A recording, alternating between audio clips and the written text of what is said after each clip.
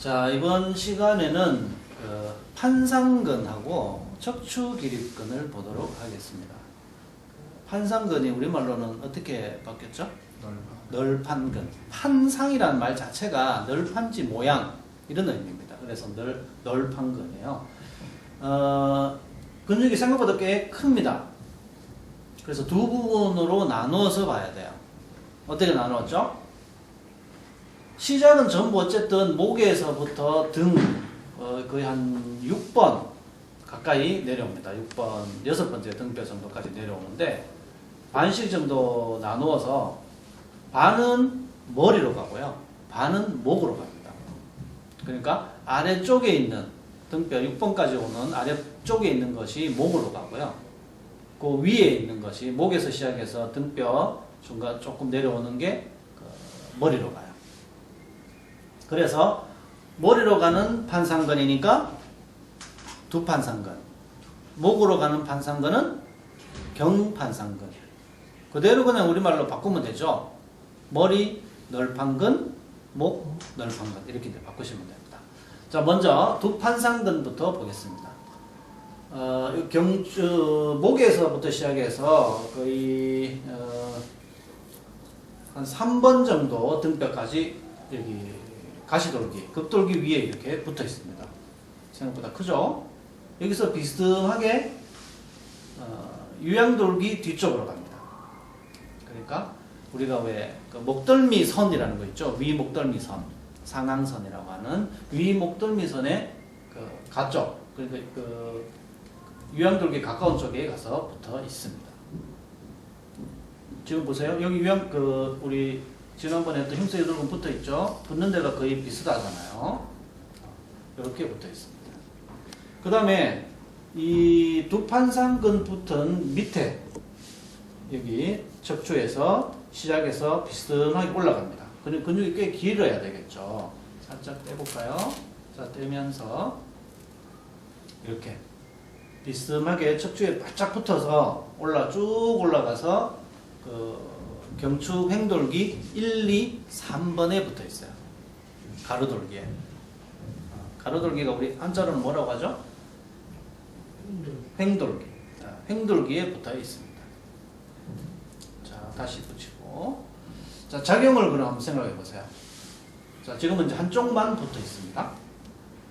자, 두판상근, 경판상근이라고 했으니까 둘이 따로 이야기할 수도 있고 같이 이야기할 수도 있는데, 자, 두판상근이 작용한다고 생각해 보세요. 어떻게 되겠습니까? 이는 곳 출발이 아래쪽입니다. 중심이고, 그리고 비스듬하게 올라갔죠. 자, 당기면 어떻게 되겠어요? 척추를 당길 수 없으니까 머리가 딸려오겠죠? 뒤로. 만약 한쪽만 작용한다면 어떻겠습니까? 뒤로 넘어오면서 이 척추 쪽으로 이렇게 머리가 넘어가겠죠. 양쪽이 작용하면 반듯하게 뒤로 넘어오겠죠. 경판상근 목으로 가는 것도 마찬가지죠. 그죠? 밑에서 당기니까 뒤로 반듯하게 넘어오는 거죠. 그러니까 양쪽이 판상근이 두판상근이든 경판상근이든 양쪽이 작용해버리면 이 머리가 어떻게 되겠습니까? 뒤로 딱 넘어가는 거죠. 그러니까 뒤로 넘어갈 때 이 판상근이 상당히 중요하게 작용한다는 거죠. 고개를 뒤로 이렇게 넘길 때 이렇게 목이나 이런 등 쪽에서 막 통증이 온다. 그러면 이제 이 근육에 문제일 가능성이 제일 많죠. 물론 머리를 뒤로 젖힐 때 승모근도 관여를 하고 하지만 어쨌든 그래서 판상근의 작용은 그러면 한쪽이 작용하면 머리를 이렇게 그쪽으로 돌리면서 뒤로 넘어가고, 양쪽이 작용하면 머리를 똑바로 뒤로 젖힌다 이렇게 되는 겁니다.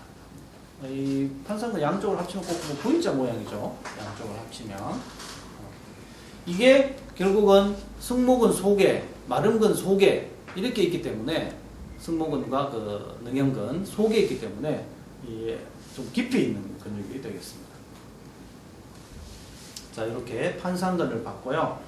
자, 그 다음에 척추기립근을 한번 보겠습니다. 자, 이 척추기립근에 대한 오해가 많은데, 자, 척추 기립근의 이름이 어떻게 바뀌었죠? 세움. 척추 세움근이라고 이름이 붙어 있습니다.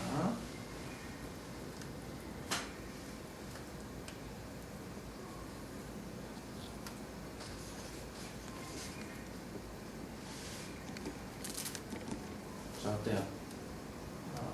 엄청 길죠? 그러니까 이 장골능이라고 하는 엉덩뼈 능선에서 시작해서 어디까지 가냐면 그 우리 유형돌기 뒤쪽 거의 유형돌기 있는 쪽까지 가야 됩니다. 유형돌기 뒤쪽에 위목덜미선, 상항선이라고 하는 위목덜미선까지 가야 됩니다. 이렇게 되어 있어요. 이게 척추 기립근, 척추 세움근입니다. 이 근육의 위치가 어디에 있어요? 지금까지 했던 근육보다 더 깊이 있습니다. 그러니까 사실은 이 척추 기립근을 안마하기는 쉽지가 않죠. 워낙 깊이 있기 때문에. 근데 왜 우리는 자꾸 척추 기립근을 안마한다고 할까요?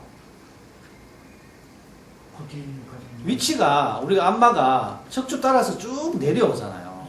예, 그렇게 되어 있기 때문에 그냥 편의상 척추 기립근을 안마라고 한다라고 하는 겁니다. 실제로는 위에서는 승모근, 아래쪽에서는 광배근 이런 게 안마가 되는 거죠. 우리가 척추 기립근 안마한다라고 할 때가. 자, 그러면 여러분들이 처음에 우리 근육 배울 때 생각납니까? 근육 섬유의 길이는 얼마라고 그랬죠? 실제 근육 섬유의 길이는 어떤 책에서는 뭐 최고 긴 게 12cm, 우리 해부생리 책에는 한 20cm라고 나오죠. 근데 이 그 엉덩뼈 능선에서 여기 그 유양돌기 뒤쪽까지 가면 이거 뭘 거리가 얼마 되겠어요? 어마어마하게 길죠? 이런 근육은 없어요. 이렇게 생긴 근육은 없습니다. 하나가 이렇게 긴 거는 잘 없어요. 물론 이제 넙다리, 네갈래근, 대퇴사두근 같은 경우는 좀 이제 긴데 다리에 있는 근육들은 긴데 그것들도 근육 섬유가 긴 게 아니고요. 자, 특히 그것들은 정말 단일 근육이에요. 다리 쪽은. 근데 이 척추 기립근은 여러 개의 근육이 합쳐진 형태입니다. 그러니까 지금 기본적으로 3개예요. 척추 기립근 세움근은 이 척추를 따라가는 척추 극돌기를 따라가는 극근이라는 거 있죠. 가시근. 그게 이제 정 가운데 하나 있고 그 바로 옆에 있는 게 뭐야? 지금 붙여놓은 이거. 가장 긴 근. 한자로는 최장근. 최고로 길다 해서 최장근이 있고 그 옆에 또 하나 뭐예요? 그렇죠. 엉덩갈비근. 한자로 하면 엉덩갈비니까 엉덩 쪽에 이제 장골할 때 장흉. 거기 뭐야? 갈비는 늑에서 예전에는 장늑근이라고 했죠. 장늑근. 자, 시작은 이 그 최장근하고 장늑근이 같이 이렇게 시작을 해서 올라오면서 이렇게 이제 나누어지는 형태입니다.